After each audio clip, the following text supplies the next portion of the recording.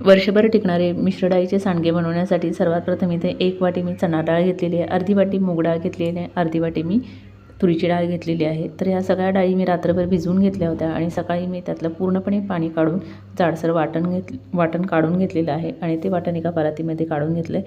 त्यामध्ये आपल्याला भरपूर सारा लसूण घालायचा आहे। लसूण जेवढा जास्त घालाल तेवढा टेस्ट छान येते।